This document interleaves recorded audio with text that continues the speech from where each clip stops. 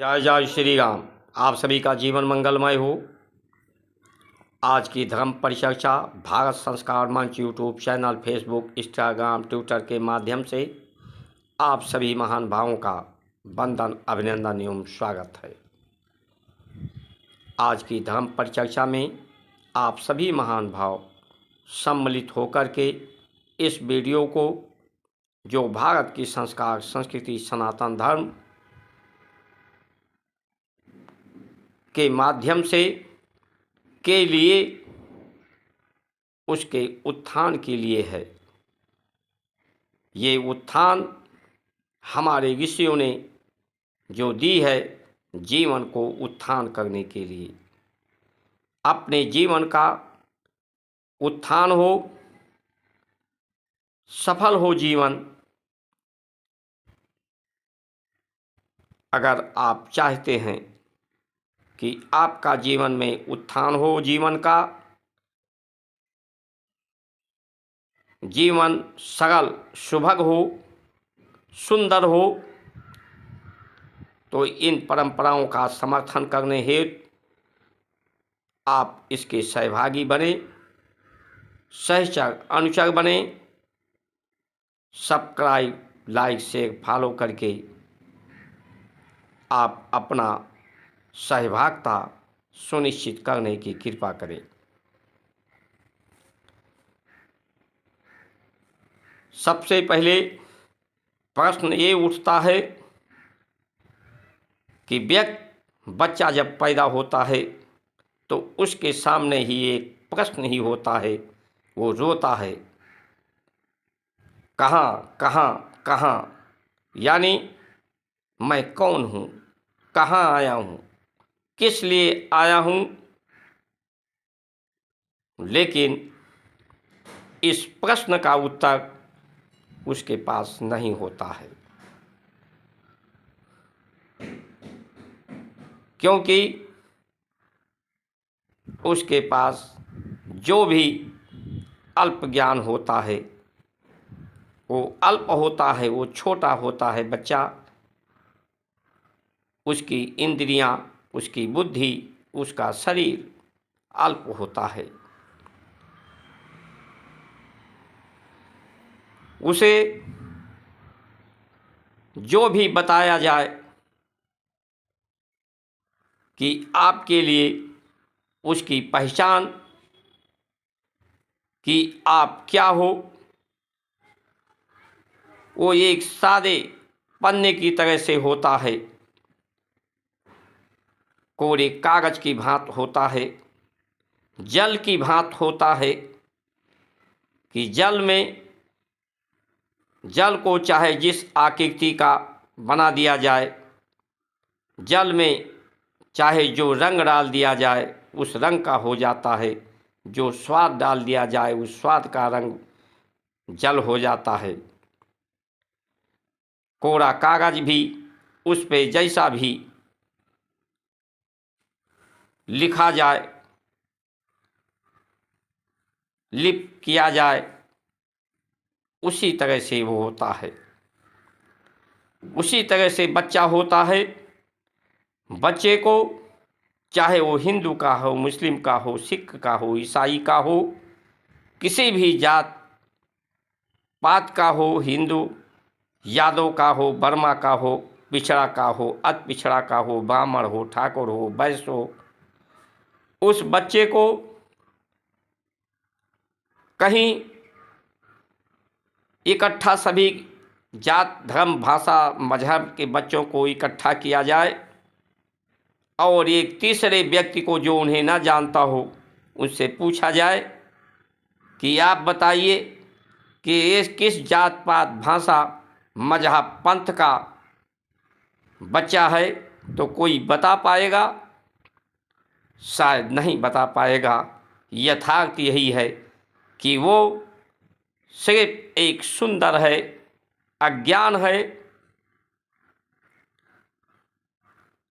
उसमें कोई भेदभाव नहीं है, उसकी प्रकृति एक है। प्रकृति से ही सब पैदा हुए हैं, सब प्रकृति के ही अंश है उसका शरीर, उसमें कोई भेदभाव नहीं है। भेदभाव पैदा कौन करता है? उसे जैसा आप बताते हैं, जैसा आप अनुभव कराते हैं, उसे आप रावण बनाएं, राम बनाएं, मुस्लिम बनाएं, हिंदू बनाएं, किसी जात पात, ठाकुर छत्री, जो भी आप बनाना चाहते हैं, उसे आप कृष्ण बनाएं, जो चाहें आप उसको बना सकते हैं, उसको उस सांचे में ढाल सकते हैं, उसे उस तरह की अनुभूति दिला सकते हैं। और लोग मुस्लिम और हिंदू, सिख, ईसाई, जैन धर्म, जितने भी धर्म पंथ हैं, वो अपनी व्यवस्था के आधार पर, अपने आहार व्यवहार पूजा पद्धति के आधार पर व्यवस्था, कर्मों की व्यवस्था के आधार पर, भोग के आधार पर अपने को अलग करते हैं। प्रकृति और परमात्मा किसी को अलग नहीं करती, सब एक ही हैं। यही भारत की संस्कार संस्कृति की सुंदरतम व्यवस्था है कि सिया राम मैं सब जग जानी, करो प्रणाम जोर युग पानी। यही धर्म है जो सबके समान समझे, परमात्मा के साकार स्वरूप में समझते हुए उसके इंद्रियों को जो निकृष्ट हैं उन्हें श्रेष्ठ कर दे, श्रेष्ठतम से जोड़ दे, प्रिय कर दे। उसके लिए जीवन में क्या प्रिय है, क्या प्रयोग करने योग्य है, उसे उपयोगी बना दे। उसके लिए कुछ अप्रिय न हो, सब उसके जीवन में प्रिय ही प्रिय हो। इसी को प्रेम कहा गया है, इसी को परंपरा कहा गया है। उसे श्रेष्ठतम का अनुभूति हो जाए, अपने श्रेष्ठ होने की अनुभूति हो जाए, उसके जीवन में अप्रियता समाप्त होकर सब प्रिय ही प्रिय हो जाए, सब सुंदर ही सुंदर हो जाए। जो उसकी अवधारणा हो वो सब सत्य हो, कल्याणकारी हो, सब सुंदर हो। यही ध्येय हो, यही धारणा हो, इसका सदैव ध्यान रहे, स्मरण रहे। स्मरण कराने के लिए, ध्यान दिलाने के लिए, ध्यान रखने के लिए, अलख जगाने के लिए हमारे शास्त्री, ब्राह्मण, संत, मंदिर इस अलख को, इस दीपक को की प्रकाश को जलाने के लिए, अज्ञानता को, अनजान को ज्ञानी बनाने के लिए है। ज्ञान जो है, ज्ञान एक खोज है, सुख एक खोज है।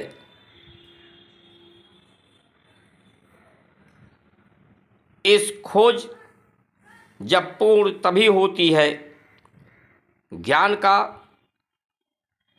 कि जब उसे कुछ जानना बाकी ना रह जाए। और जब ज्ञान पूर्ण होता है तो ज्ञान को वो शब्दों से, इंद्रियों से वो भाषित नहीं कर सकता। वो शून्यता के अवस्था में, समाधि के अवस्था में शब्द उसके निःशब्द हो जाते हैं, विचार उसके की वृत्तियाँ जो चित्त में उठती हैं वो शांति हो जाती हैं। इसलिए सिर्फ वो दर्शन से दार्शनिक बनकर लोगों को ज्ञान दे सकता है। ज्ञान की प्रकाष्ठा यही है, उसकी खोज समाप्त हो जाए। सुख का ही पर्याय यही है कि इसकी सुख की जब खोज समाप्त हो जाए तब सुखी स्वरूप हो जाता है। व्यक्ति सुख स्वरूप परमात्मा जो श्रेष्ठ हैं अपने श्रेष्ठतम में उसका विलय हो जाता है। जो प्रियतम है उस प्रियतम में उसका विलय हो जाता है, उन्हीं के एकाकार हो जाता है वो। यही भारत की संस्कृति है। व्यक्ति को एकाकार कर दे, अनेकता में एकता कर दे, उसे श्रेष्ठ कर दे। समाज और श्रेष्ठ एक दर्पण की तरह से हैं।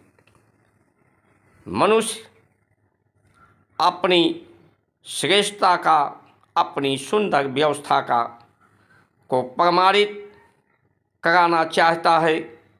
परमात्मा इस परमार्थता के लिए ही सृष्टि का सृजन किया है।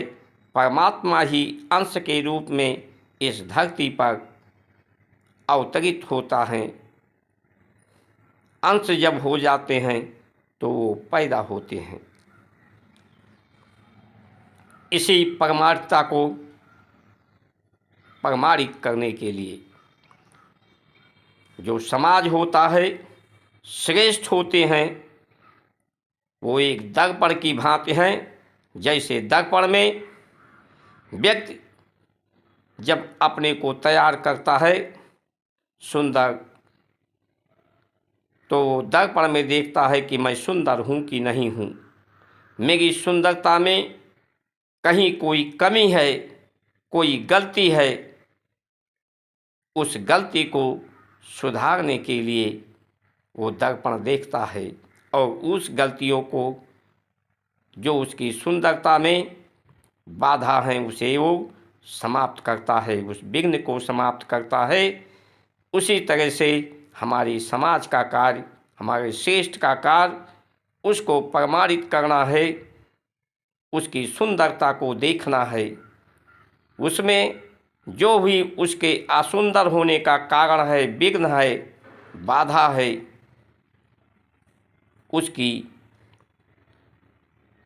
उसे बताने की ज़रूरत होती है।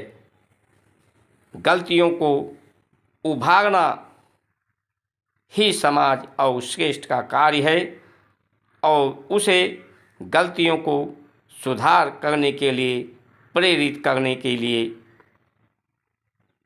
क्योंकि जो श्रेष्ठ होता है उसका आचरण उसको देखने से, वो भाषा से नहीं, वो यही बताते हैं हमारे ऋषि अपने आचरण से, अपने शरीर के दर्शन से कि देखो मैंने इस न्यूनतम व्यवस्था में सीमित शरीर के आयु क्षमता के साधन से संसार के को सीमित आय में अपने को श्रेष्ठ और सुंदर किया है। हमारा शरीर सुंदर है, स्वस्थ है, मैं संतुष्ट हूँ, पुष्ट हूँ, सहज हूँ, सरल हूँ, सुभग हूँ। तुम भी इसे अपना करके ऐसे ही हमारे समान बन सकते हो। तुम भी सुंदर हो सकते हो, तुम भी संतुष्ट पुष्ट हो सकते हो। उस ऋषि मनीषी श्रेष्ठ की हमारी परंपरा यही रही है। खाली शब्दों के माध्यम से उपदेश नहीं होता, उपदेश आचरण से, आचनम से, सेवनम से, वंदनम से ये उपदेश होता है।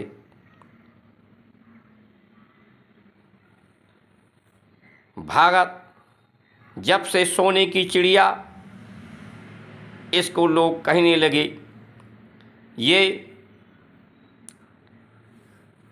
जब विकास की तरफ बढ़ने लगा भारत, सोने की जो चिड़िया होती है उसे तो शिकार होना ही पड़ता है। उसका तो शिकार सब करना चाहते हैं। हमारे व्यापारी नाव में भर भर करके जब विदेशों में व्यापार करने जाने लगे तो इनके सोने चांदी हीरे जवाहरात को देखकर उनके मन में लालच आया, क्योंकि उनके पास तो था नहीं। वो व्यवस्थाएं हमारे यहाँ के जो सुंदर खाद्य पदार्थ थे, सुंदर वस्त्र थे, उनका व्यापार हमारे यहाँ के लोगों ने किया। उसके बदले में वहाँ के लोगों ने धातु दिया, जो सोना चांदी था, उसी को ला करके हमारे देश में लोग इकट्ठा किए।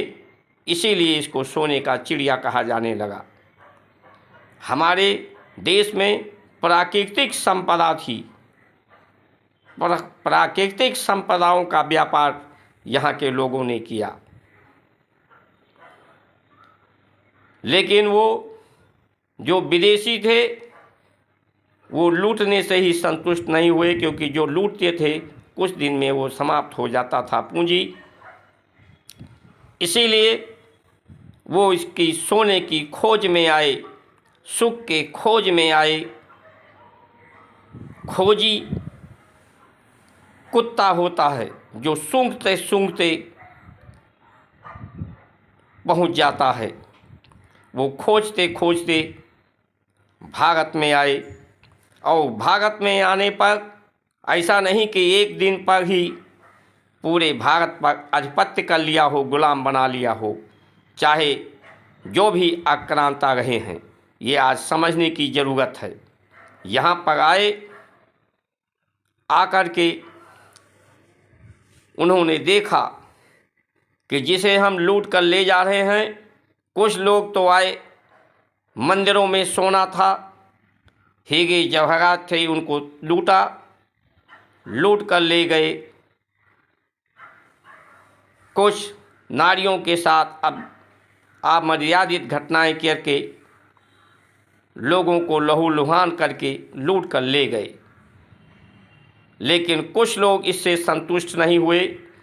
उन्होंने समझा कि इसको कब तक लूटेंगे, लूटेंगे तो खर्च हो जाता है, इसे सदैव के लिए कैसे लूटा जाए। यहाँ की सुंदर प्राकृतिक व्यवस्था, फल फूल, यहाँ के सुंदर विचार लोगों को देखे, सुंदर आहार देखे, सुंदर नर नारी देखे, संगठित लोगों को देखा कि अनेक होकर भी सब एक हैं, सब सहज हैं, सरल हैं, सुभग हैं, एक दूसरे से सरोकार है इनका, सद्भावना है, संवेदना है इनमें, ये नियोक्ता हैं, नियंत्रण करने वाले हैं, निश्चित करते हैं अपने जीवन के सुख शांति श्रेष्ठता को। ये निश्चय वाले लोग हैं, अनिश्चय नहीं है इनमें। तो इन्हें हमेशा के लिए कैसे लूटा जा सकता है, यही इनकी ताकत है, क्योंकि ये इनके जीवन में सब निश्चय है, अनिश्चय नहीं है। इसी के लिए उन्होंने ढूंढा कि ये कहाँ से है। उनको लगा कि इसकी जड़, मूल जो है इनकी ताकत का, ये मंदिर है, ये शास्त्र हैं, ये ब्राह्मण हैं, ये ज्ञानी हैं, ये क्षत्रिय हैं, ये वैश्य हैं, यहाँ के सेवा देने वाले लोग हैं। तो सबसे पहले उन्होंने जो एकता पैदा करती थी, श्रेष्ठता पैदा करती थी, सौहार्द पैदा करने वाली व्यवस्था थी, प्रेम सेवा को पैदा करने वाली व्यवस्था थी, वो मंदिरों को हमला किया, मंदिरों को तहस नहस किया, शास्त्रों को जलाया। इसके बाद उनका ध्यान गया इनके सशक्त होने का क्या और दूसरा कारण है। उन्होंने देखा कि इनका खान पान, आहार, व्यवहार, भाषा के वजह से भी ये सशक्त हैं। इसलिए खान पान, आहार, वेशभूषा को भी बल के छल से उन्होंने इसको बदलने का पुरजोर कोशिश किया। लालच पैदा किया लोगों में, भय पैदा किया लोगों में, भयभीत किया लोगों को, और परिवर्तन किया। धर्म का परिवर्तन भी करने का उद्देश्य उनका था, क्योंकि वो गिनती में थोड़े लोग थे कि हमारी गिनती बढ़ जाए, यहाँ हमारे ही तरह के खान पान, आहार, वेशभूषा, भाषा को जानने बोलने वाले, समर्थन करने वाले लोग हो जाएं, हमारे समर्थक हो जाएं। ये इस उद्देश्य को लेकर के हमारे देश में गए। वो अंग्रेज़ों की यही व्यवस्था रही, वो तो उनसे भी 2 कदम और आगे निकले। उन्होंने संविधान बना दिया। पहले व्यापारी बनकर आए, व्यापारी बनकर उन्होंने देखा इस देश में इसकी मजबूती का आधार क्या है। इसकी मजबूती, क्योंकि मुग़ल जब यहाँ रहने लगे, अपने को यहाँ की संस्कार संस्कृति से जितना तोड़ पाए, नहीं तो कुछ अपने को सहज करके ज़्यादा यहाँ के लोगों को, कुछ लोगों को स्वीकार करना भी उन्होंने शुरू किया। जैसे अकबर, इसीलिए वो यहाँ पर ज़्यादा समय तक राज कर पाए। यहाँ की कुछ व्यवस्थाओं को अकबर ने स्वीकार किया था।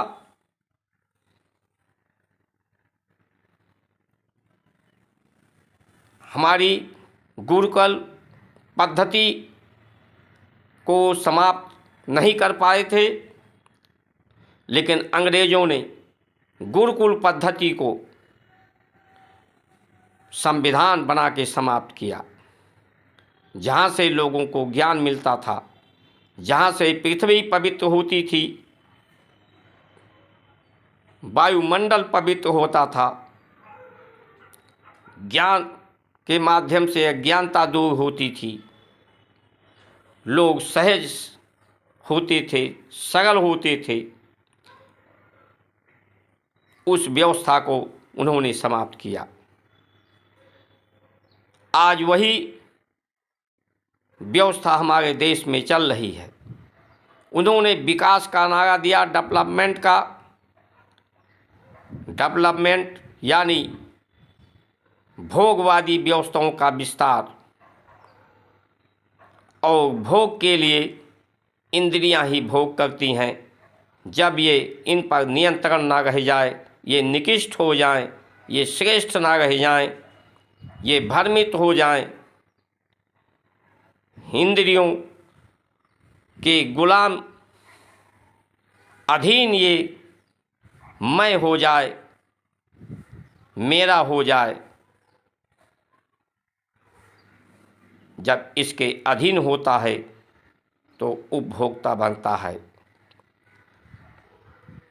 उपभोक्ता यंत्र बनाए यंत्र से अधिक भोगवादी व्यवस्थाओं का निर्माण किया और उसे ज़्यादा से ज़्यादा लोग भोग सकें, इसीलिए उसका प्रचार प्रसार छल बल से उन्होंने, चाहे अपनी शिक्षा का, चाहे अपने खान पान का, उन्होंने यहाँ परोसा।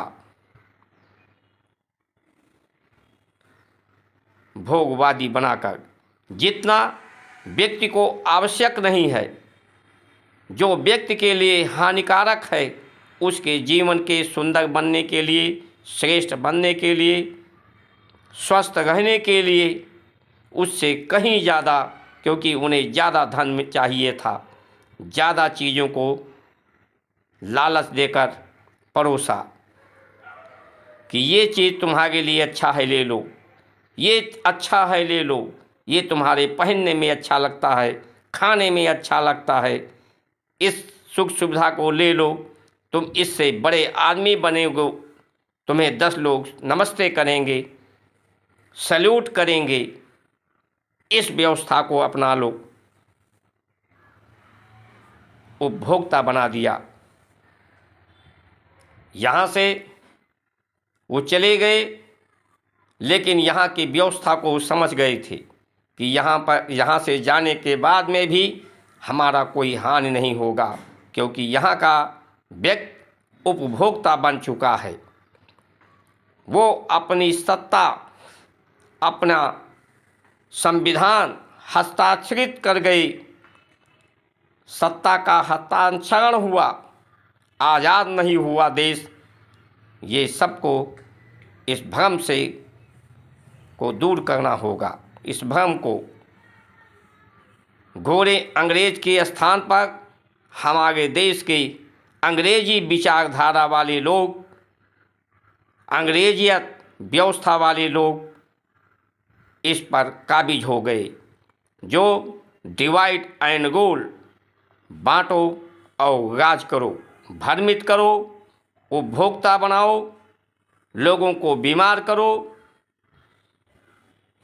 वही आज व्यवस्था हमारे देश में चल रही है। इसलिए ये जो चुनाव है, किसका चुनाव आप करेंगे?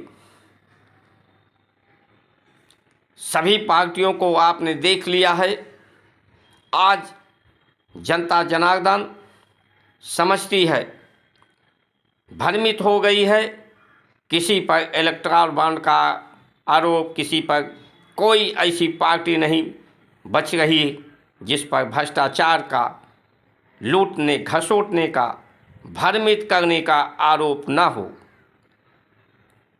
लोग यहाँ तक नीचे गिर गए हैं कि 25-25, 30-30 साल तक VIP जीवन, सुख सुविधा वाला जीवन, सम्मान वाला जीवन प्राप्त करने के बाद सीना ठोक कर कहते हैं कि मैं तो अभी पिछड़े से आया हूँ, मैं पिछड़ा हूँ, मैं दलित की बेटी हूँ। क्या मजाक बना रखा है, इस देशवासियों को मूर्ख बना समझ रखा है। अभी तुम्हारा पिछड़ापन समाप्त नहीं हुआ, अभी तुम्हारा दलिद्री समाप्त नहीं हुआ। क्यों कह रहे हो? इसलिए कह रहे हो कि दलित समाज, पिछड़ा समाज को ये बताने के लिए कि मैं तुम्हारा हमदर्द हूँ, तुम्हारे लिए हित करूँगा। अरे जब इतनी बड़ी व्यवस्था पाकर तुम संतुष्ट नहीं हुए, तुम्हारा पिछड़ापन नहीं समाप्त हुआ, तुम्हारा दलिद्री दूर नहीं हुआ, तो तुम दूसरे का क्या दूर करोगे? कैसे दूर करोगे? सिर्फ भ्रमित करोगे। उसको अपने जात का होकर अपनी जात वालों का उपभोग करोगे, उसे प्रयोग करोगे, उसके कंधे, उसके वोटों का, उसके मत का प्रयोग करके इस देश को, यहाँ के देशवासियों को दुख पहुंचाओगे। अगर तुम श्रेष्ठ होते तो तुम ये कह सकते थे, जो भारत की परंपरा के अनुसार, कि मैं अति पिछड़ा था जरूर, दलित था जरूर, कि यहाँ की जनता जनार्दन ने मुझे विश्वास किया, उनके विश्वास को मैं जीत पाया। जीतने के लिए हमें उनकी निस्वार्थ सेवा हमें करनी चाहिए। पिछड़ापन, दलितपन सिर्फ निस्वार्थ सेवा से दूर हो सकता है। अधिक से अधिक लोगों का विश्वास लेने के आधार पर, विश्वास पात्र बनने के आधार पर श्रेष्ठ हो सकता है, सम्मान मिल सकता है।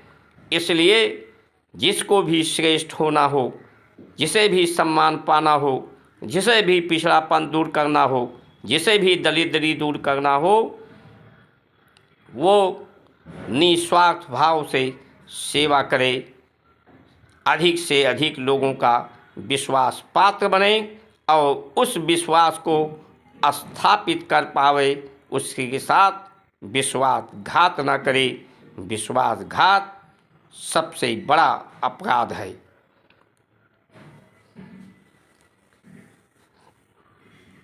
आज जो मीडिया है सिर्फ चापलूसी करना और व्यापार को, भोगवादी व्यवस्था को बढ़ाना, यही इनका एक उद्देश्य हो गया है। सत्य को उजागर करना जो इनका परम कर्तव्य होना चाहिए, ये नहीं कर रहे। सत्य को उजागर करते तो बताते कि इस देश की जलवायु इतनी परिवर्तित हो गई है इस विकासवादी व्यवस्था के कारण कि प्रकृति में ऑक्सीजन की मात्रा घटती जा रही है, इसलिए लोगों का जीवन दुर्भर होगा। देश पर कर्ज बढ़ता जा रहा है। कर्ज चुकाने की व्यवस्था करो, अपने आय और अपने ज़रूरतों को न्यून करके। ऐसा बताते। देश में बेरोजगारी कितना है ये बताते। देश में बीमारी क्या है, बीमारी का कारण क्या है ये बताते। देश में न्यायालयों में मुकदमों की संख्या कितनी है, क्यों बढ़ रही है, न्याय नहीं मिल पा रहा है, इस पर इनका दृष्टिकोण होना चाहिए। लेकिन ये तो सिर्फ चाटुकार हैं। इसलिए समय रहते सभी महानुभाव ऐसे लोगों से बचिए। ऐसे लोगों का बहिष्कार करिए। ऐसे लोगों को समाज से, ऐसी व्यवस्था को बहिष्कृत कर दीजिए।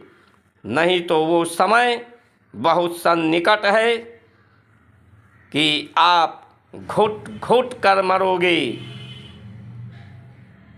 आपको ये घुट घुट कर मार डालेंगे जिनको आपने विश्वास किया है, जो आपको के बीच में भरमाने के लिए आ रहे हैं। उन्हीं को आप चुनिए जो भारत की 7 संकल्पों को पूरा कराने वाले हों, भारत की भारतीयता के आधार पर खड़ा करना चाहते हों, भारत के संविधान विज्ञान सम्मत, ज्ञान सम्मत बनाना चाहते हों। इन्हीं वचनों के साथ आप सभी का सुमंगल कामना करते हुए जय श्री राम।